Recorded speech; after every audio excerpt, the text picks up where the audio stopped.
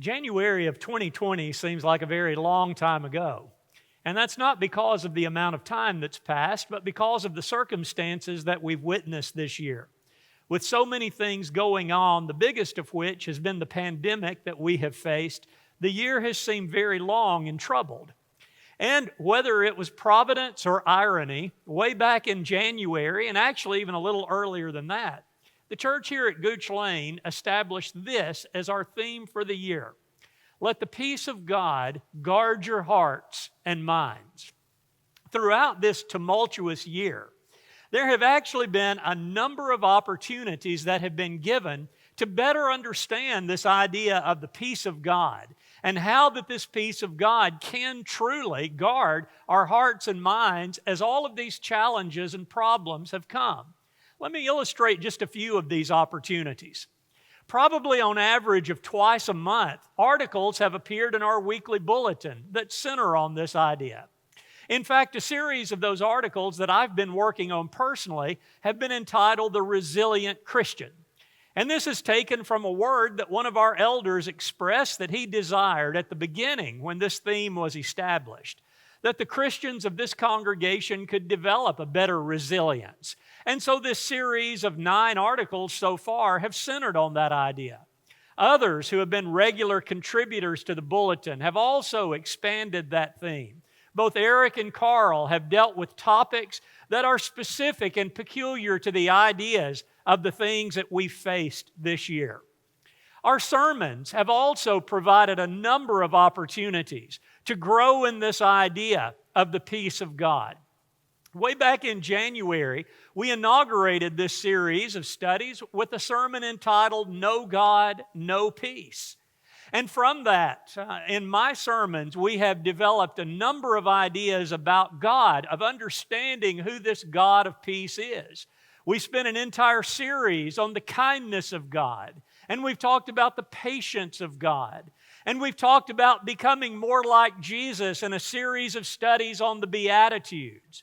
And we've also spent a series on understanding the Holy Spirit and His role. From that, we've also talked about the things that can break this peace, and thus we've discussed managing anger and overcoming anxiety. And to illustrate all of this in a very personal way, we've done a couple of case studies looking at several events from the life of David and looking at the life of the prophet Jonah and those people associated with him to understand what happens when we don't allow that peace of God to have an impact in our lives. And there have been many more studies besides the ones I've presented. Others who have spoken have also complemented the idea of the peace of God and the guard that it sets. Because of the change in our worship this time, we spent a lot more of our time in worship dealing with the Lord's Supper. Almost every one of the talks that we've had around the Lord's Supper has centered on the idea of the peace that we have through Jesus Christ, of how we're reconciled to Him because of the love of God and because of the willingness of our Savior to come to this earth and to die for our sins. In our Sunday and Wednesday Bible studies, we've had keen focus on this idea. One class took our passage that we've centered on in Philippians chapter 4 and spent actually the entirety of a session dealing with this, looking at what peace means, looking at the problem of anxiety, looking at each of the things that the Apostle Paul calls on us to think on in order to gain the peace of God. 2 other classes have dealt with things that happen that can rob us of this peace. Where is God when I hurt? Has dealt with opportunities to understand better how to gain the peace of God in the midst of struggle. And a class that's currently being taught, A Life Lost and Found, has focused on similar ideas. We've had a meetup in which an hour was spent with many members of this church as well as members of our community at large who have dealt with the topic of depression that has been so troubling, especially in this year, to so many people. And we've talked about how that the peace of God can handle this problem and how we can deal with it. And we've also invited 2 guest speakers. Shane Scott was with us earlier in the year, And we're looking forward to, in the month of November, 5 different studies that will be made available from Phil Robertson, each of them dealing specifically with this topic. So as you can see, in the year 2020, there have been numerous opportunities presented, whether that be in writing or sermon or Lord's Supper talks or Bible classes or meetups or guest speakers, to deal with the concept of the peace of God that can be set as the guard on our hearts. Now, with all of those opportunities, we know what the question is. Have I taken advantage of them? Have I listened to the sermons? Have I read the articles? Have I attended the classes? Have I meditated on these thoughts? And as I look at where I am now, as we've entered into the last quarter of 2020, compared to where I was in January, and not only that, but viewing the number of tests that I've faced since then, the question comes to me, do I understand this peace of God better than I did 10 months ago? For our study today, I'd like for us to first of all deal with that idea, to discuss the idea of whether I've gained a better understanding of the peace of God. And as we progress into this lesson, to look at some of the things that maybe have presented themselves even this year, but certainly not exclusive to 2020, that can rob me of that peace. And so the question then comes that when I'm dealing with the peace of God, have I accepted that peace? Or have I, in a sense, marked it return to sender? As we think about the answer to that question, let's just simply ask ourselves, do I have a better understanding of what the peace of God is actually all about? Do I understand what is being offered to me in accepting that peace of God? And one of the things that I hope we've gained so far is that when we talk about the peace of God, we understand that it is a gift from God. Oftentimes, when we think about peace, we think about it in terms of the cessation of trouble. You might think about this when a war comes to a conclusion and peace is declared. What's happened in that situation is that the bullets are no longer flying. There's no longer the fear of enemy soldiers invading the homeland. There's no more fear of bombs falling from the sky. Well, that is certainly one kind of peace. But when we think about the peace of God, as we're dealing with in this study, it is something that is quite known when the problems are at hand. It's not that the problems have ceased. In fact, the peace of God is known as these problems actually are exacerbated in our lives. And so if I ask myself the question, do I have this peace? I think about the statement that Paul makes about it, that it is a peace that passes understanding. Whereas those in the world who are outside of Christ would have no concept of being at peace in the midst of trouble. God says, when you have accepted my peace, my gift to you, no matter what's going on, you can understand that this peace that nobody else can understand is available to you. And as I think about that concept, it reminds me that this peace is not of my own making, but again, it's the gift from God. Let's notice a couple of passages where this point is really honed in, one from the words of the Lord Himself and another from the writings of Paul. The Lord said, "Peace I have with you, my peace," this is Jesus, of course, speaking, "my peace I give to you. Not as the world gives, do I give to you.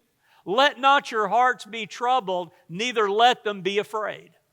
The Lord says, here's my gift. And notice the conclusion of that. When that gift is accepted, you don't have to be troubled. God has given this to you.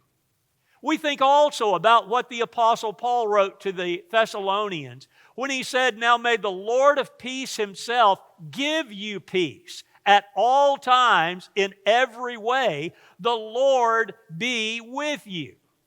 whether it's Jesus speaking personally or whether by inspiration it's the Apostle Paul, both of these ideas are the same. God is the one who has provided this peace to the one who will take it. When we think about the fact that the Apostle Paul is the one who talked to us about this, we can use his life as a case study in understanding what it means to accept the peace of God, both by the fact that he's inspired and by his moral authority. We can understand the admonitive tone that he gives in telling us to accept this peace. Regardless of the kind of life he lived, if God himself told Paul to write this down, we can believe it. But how much more so does it make the point to us when we look not only in the fact that the apostle is inspired, but also when we see how he conducted his life. Again, let me illustrate this with a couple of examples.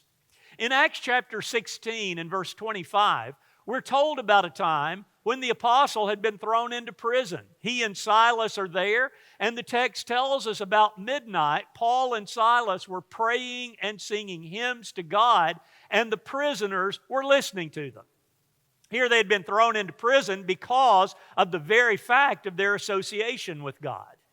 But while they could have bemoaned the fact or been terrified of what might be coming next, instead, what did the gift of God's peace allow them to do? It allowed them to cast aside the things that might have been on the minds of anyone else, and it allowed them this focus on God Himself. They are worshiping God, and those around them who don't understand this peace that passes understanding are actually listening to what they're doing.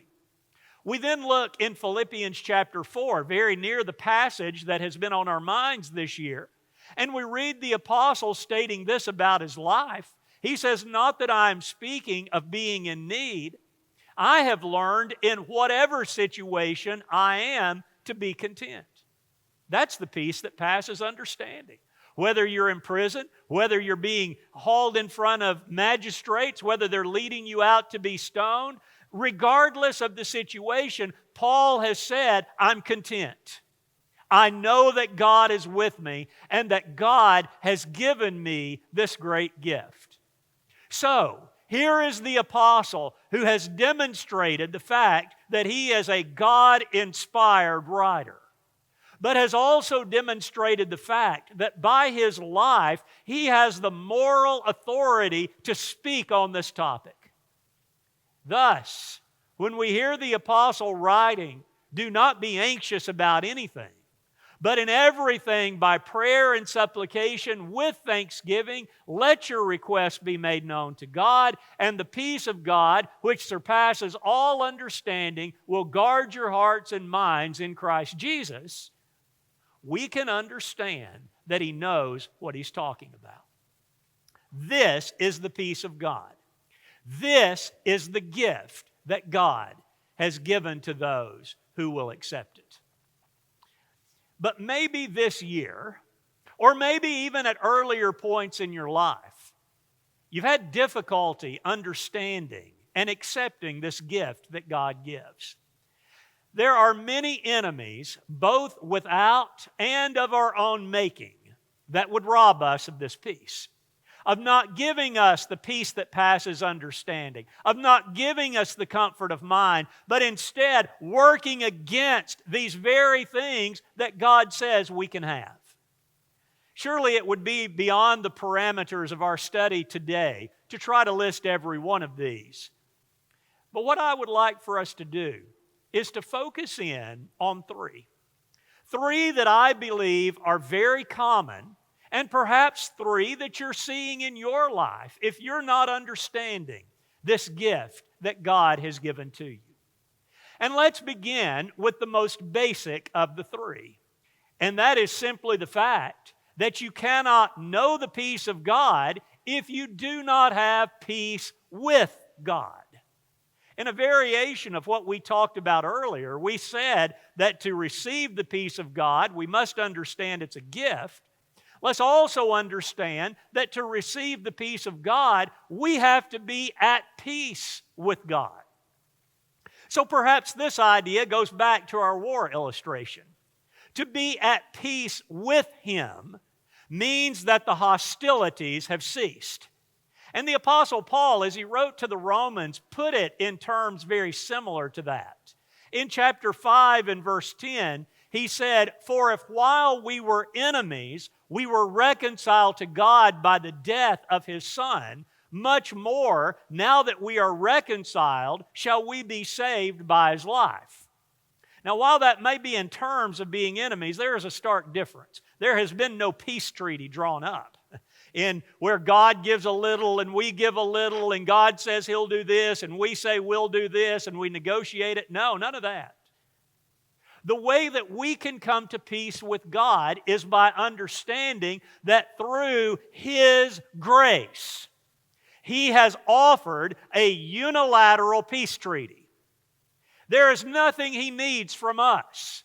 God is not saying, "Oh, my life will be so much better if you're no longer my enemy." It's a wonderful thing. But the fact that we're enemies with God doesn't lessen God at all. But God has said, "By my grace, I'm offering you this treaty. And this treaty has been purchased by the blood of my Son." That's how much I love you. That while you were my enemy, I was willing to allow my Son to die for you. So what then do we understand? We understand that the peace of God is totally and inseparably linked to the idea of His grace.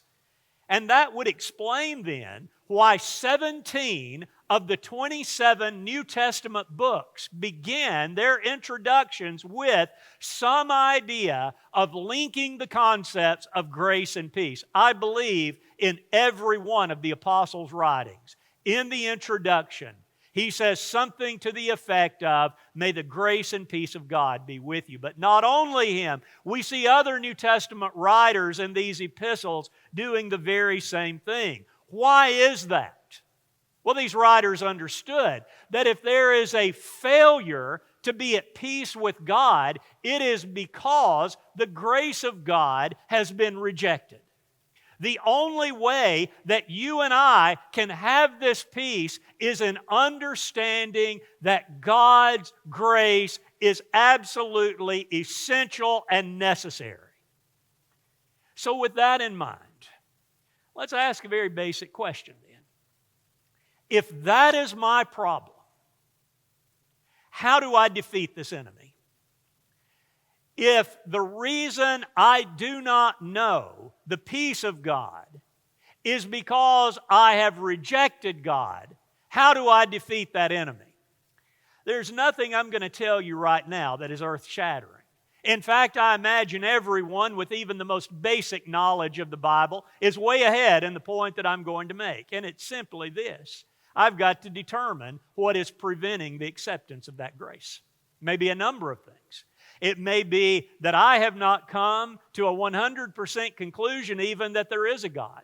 It may be that I look at things in my life and I believe God has let me down. It may be that I've grown up very apathetic toward God and never really got to know Him. You look at your life and you answer that question. What is preventing me from accepting the grace of God? Because the seriousness of that answer is going to mean whether or not you ever receive the peace of God.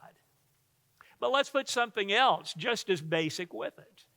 Not only must I determine what is preventing the acceptance of His grace, I've got to determine why I am comfortable being lost.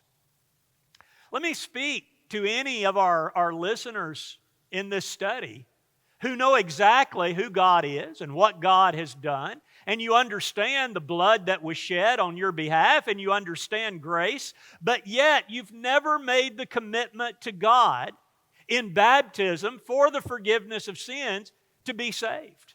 Why is that? Because you see, while that may be troubling, for every day that it's put off, it's demonstrating that there is a comfort level that I'm going to remain in this condition. I'm going to remain in this lost condition. So how do I defeat the enemy? I've got to figure out why it is I can live another day of my life without being a child of God. That's how I can defeat this enemy. And so then, it's going to boil down to accepting that I must come to terms with God if I'm going to know that peace with Him. Now, a second enemy that we oftentimes face is that of fear.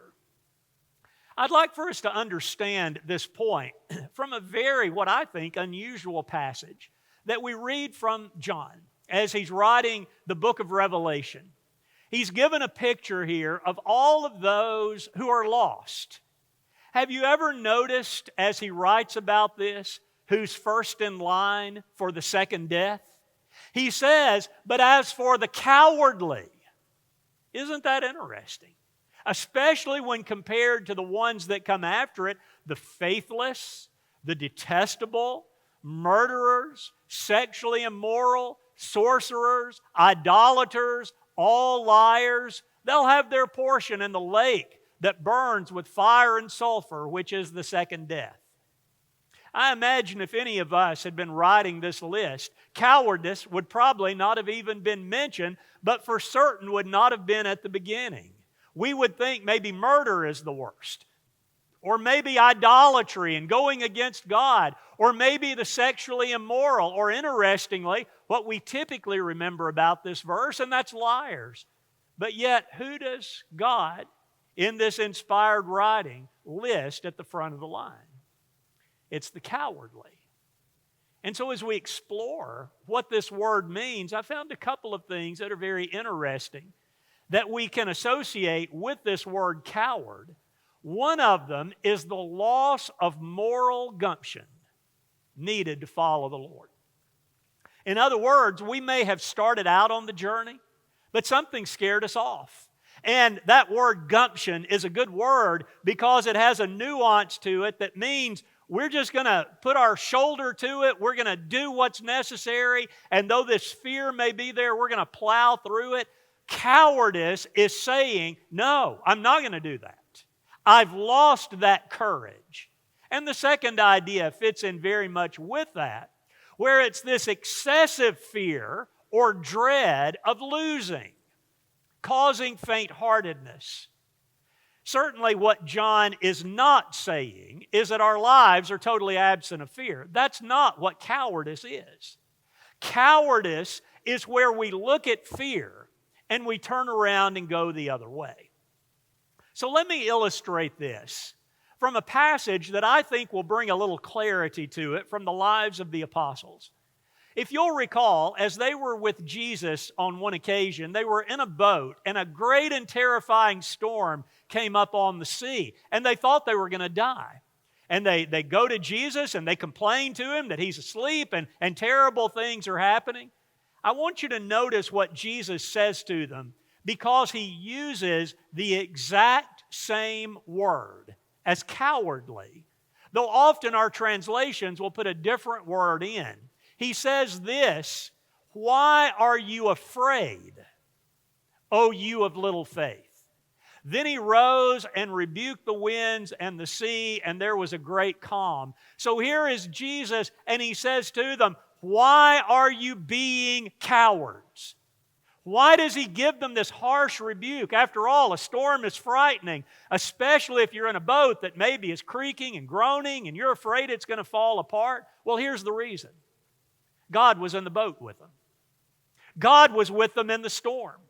And here, as the apostles look at this, their first thought is, we got to run the other way. We don't trust that we're going to survive this. That illustrates it, doesn't it? And lest we think we can cast stones at the apostles, we think about in our own lives how many times we have done the exact same things where Jesus would look at us and say, why are you being a coward, O you of little faith? So what then does that mean for us? Well, as we think about our topic, This idea of debilitating fear and peace just simply cannot coexist. They cannot stay together. And so how do I know then when I have accepted the peace of God? Well, once again, let's turn to the words of Jesus. We're looking at what He said to the apostles. And I look at my behaviors and my attitudes as compared to theirs whenever the storm in my life hits. I'm not likely to be in a boat out in the middle of the sea when the storm hits, but if we take that in a metaphorical sense, whether it be a pandemic or whether it be losing my job or whatever the case might be, what does my attitude and what do my behaviors look like when that storm approaches? That is going to answer the question as to whether I have accepted the peace of God. We don't have time in this study, but there is a very interesting activity that you might want to do on your own. And that's simply to look on a Bible concordance and to see the number of do not fear statements in the Bible. Some of those are spoken one human to another, but the majority of them are God speaking to us. Now, while we can't look at all of them, I do want us to look at one. As Jesus, in the book of Revelation, where we started this point, was earlier speaking to the church in Smyrna, He's talking about the storm, spiritually speaking, that's about to hit them. And as He begins His admonition, He says, "Do not fear what you are about to suffer. Behold, the devil is about to throw some of you into prison that you may be tested, and for 10 days you will have tribulation. Be faithful unto death, and I will give you the crown of life." That's a frightening passage. Persecution's coming, suffering's coming, and the implication is at least some of them would likely die as a result. What does He say? He says, "Do not fear." Does that mean there's zero apprehension? I don't believe that would be the case. But I do believe what the Lord is saying, don't allow this to become debilitating. Don't allow this to cause you to run the other way, to deny your faith, because if you are faithful unto death, you eternally are going to know the peace of God. So, as I look at whatever is coming up in my life, that is what the Lord is saying to me. He's saying, if you're going to defeat this enemy, do not fear. So then, how do I do that? How do I defeat this enemy of fear that can cause so many to turn and go the other way? Let's look at something Jesus stated in one of His most famous teachings of the Bible. As He was talking in the Sermon on the Mount about the concept of anxiety and worry, He ended this by basically saying, let each day be sufficient for its own trouble. In other words, what we would say is don't borrow from the future.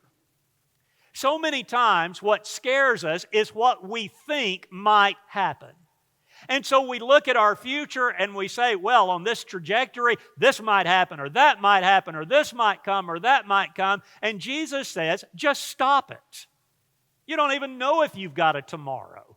You don't know beyond today what your life is going to be like. So take today and model this day so that you do not fear.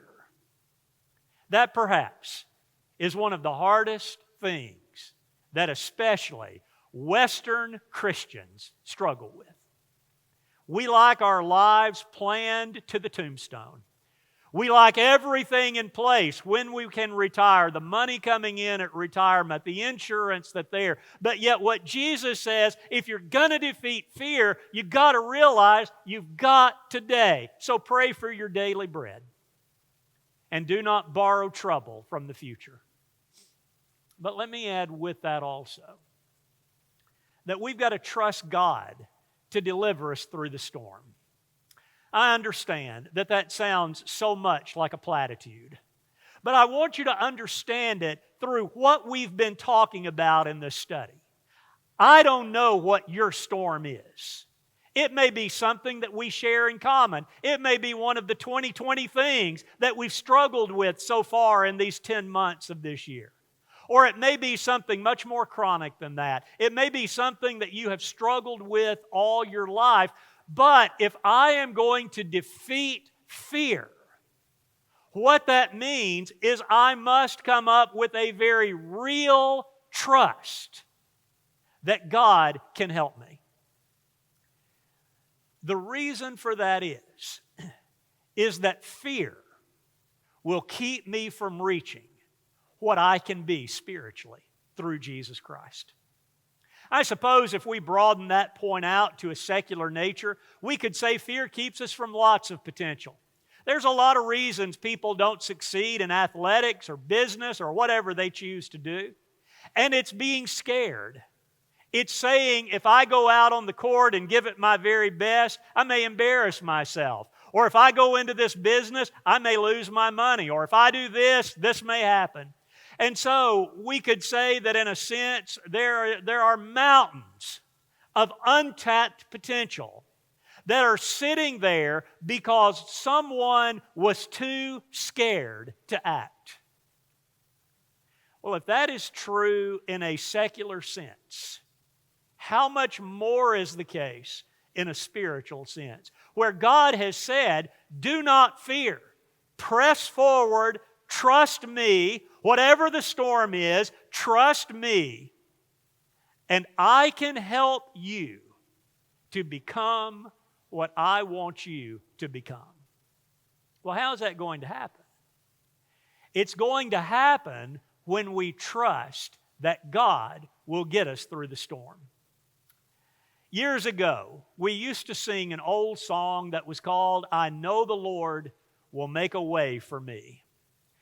I can't remember the last time that I heard that song led in a congregation. Sadly, it's one of the hymns that's beginning to fade in popularity. Yet, what that hymn says is exactly what's being expressed in this study. We don't know how the Lord's going to get us through the storm. We just know that He said He's going to. We understand that if Jesus has said, you can be this, that He is going to provide a way to be this. And I must be willing, without fear, to accept that. I understand that as we think about a point like this, caution must be exercised.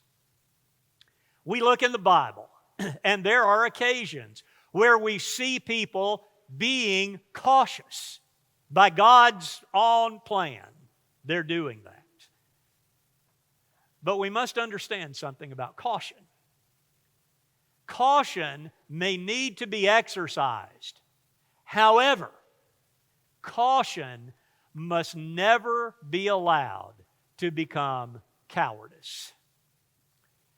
There is a line that's drawn between being cautious and being a coward.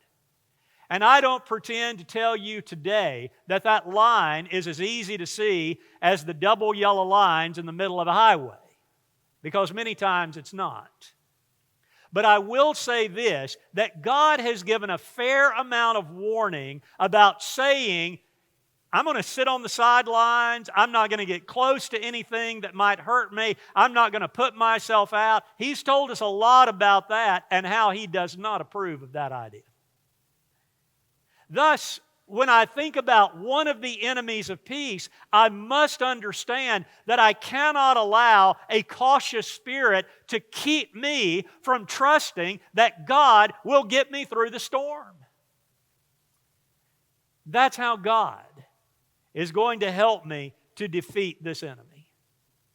That's how He's going to help me to trust that He can get me where I need to be.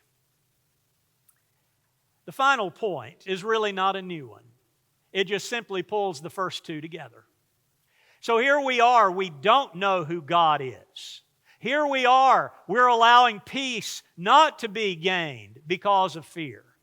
And where these two come together many, many times is just in an attitude of indecision. So I know what it means to be a Christian. And beyond that, I know I need to be a Christian, but I just simply won't do it. Or I know that peace should be there and that I should not allow fear to paralyze me into inactivity, but yet I allow fear to paralyze me.